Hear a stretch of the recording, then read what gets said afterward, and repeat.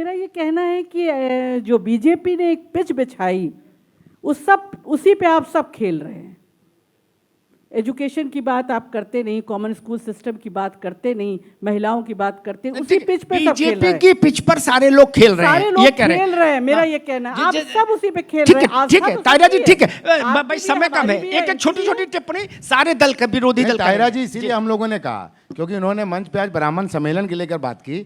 यही बात ये आप सब सारे विपक्ष के पार्टियों ने कहा, मनीष जी से भी कहा कि जब भी बात होती है आपसे बेरोजगारी की, महंगाई की, किसानों की, आप सिवाय एक बात आस्था पे उस चीज़ को लेके आ जाते हैं और उसी पे चारी तरफ से आप इलेक्शन को घुमाना चाहते हैं। वो इस बार 2022 में नहीं होगा, इसलिए ही मैं गारंटी कर रहा हूं उत्तर प्रदेश की जनता बीजेपी को इस बार हटाने जा रही है। अभिषेक जी, मुझे लगता है अगर आपने बहुत ध्यान दिया होता 2017 के हमारे इलेक्शन कैंपेन पे, जब उत्तर प्रदेश की सरजमी पे माननीय प्रधानमंत्री मंदिर और मस्जिद की बात कर रहे थे, रमजान और शमशान की बात कर रहे थे, कब्रिस्तान की बात कर रहे थे, उस समय समाजवादी पार्टी काम बोलता है कि नारे पे चुनाव लड़ी थी।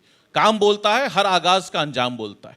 हमने चाहे लैपटॉप्स को मुद्दा बनाया था, हमने समाजवादी पेंशन को मुद्दा बनाया था, सड़कों को मुद्दा बनाया था, मेट्रो को मुद्दा बनाया था, स्पोर्ट्स फैसिलिटीज को मुद्दा बनाया था, रिक्रूटमेंट्स को बनाया था, लोगों को रोजगार देने को बनाया था, पर कैपिटा इनकम पे बनाया था, निश्चित रूप से। और हम उसी रास्ते पे आज भी काम कर रहे हैं, आगे भी करते हैं। समय कम है, दुजन जी छोटी सी टिप्पणी। हाँ, हमने अभी आपने जो कहा, कांग्रेस पार्टी ने, आपने देखा होगा कि प्रियंका जी ने जो है महिलाओं की बात की।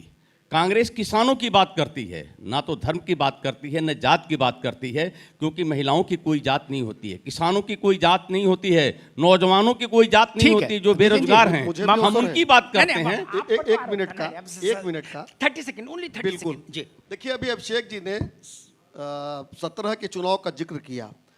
अखिलेश यादव एक योजना लेकर आए थे, मेरी बेटी उसका कल, केवल मुस्लिम बेटियों के लिए लेकर आए थे। फिर आप लेके मनीष जी वहीं पर आ गए। नहीं, ये इनका काम बोलता है। एक्चुअली गलत है। ठीक है, नहीं, फैक्चुअली गलत है। तो आज इस मंच पे, आज इस मंच अमिताभ जी को तो याद भी होगा। ठीक है, अमिताभ जी को याद होगा। ठीक है, मनीष, मेरे पास समय कम है, माफी चाहूंगा फैजान भाई, माफी चाहूंगा। मैंने किताबें तो नहीं पढ़ी, लेकिन देश को और इस प्रदेश को खूब पढ़ा। पूरा देश घूमा, हर 5, 6, 7 चुनावों में, और उत्तर प्रदेश को तो बहुत नज़दीक से देख ही रहा हूँ इतने वर्षों से।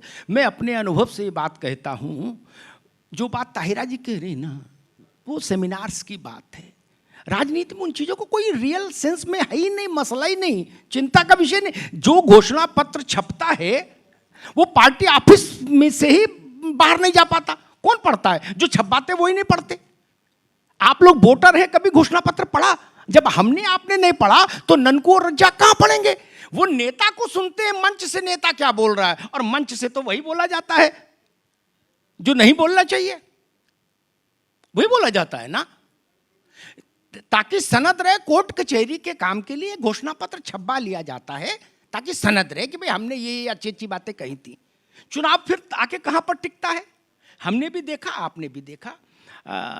मसला केवल इतना नहीं कि ब्राह्मण का या ठाकुर का या पिछड़ों का या अगड़ों का या मुसलमानों का।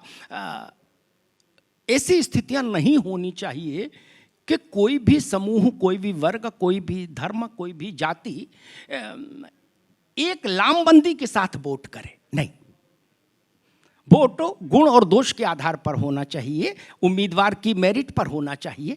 उम्मीदवार देखिए, जाति देखकर जब वोट करेंगे आप, तब आप सोचिए, आप बहुत कठिन किस्म का जुआ खेलेंगे। बहुत किस्मत वाले होंगे तो अच्छा उम्मीदवार चुन पाएंगे, अन्यथा जाति तो जीतेगी, लेकिन फिर लोकतंत्र वहां पर कंप्रोमाइज हो जाता है। आप सबका बहुत बहुत धन्यवाद।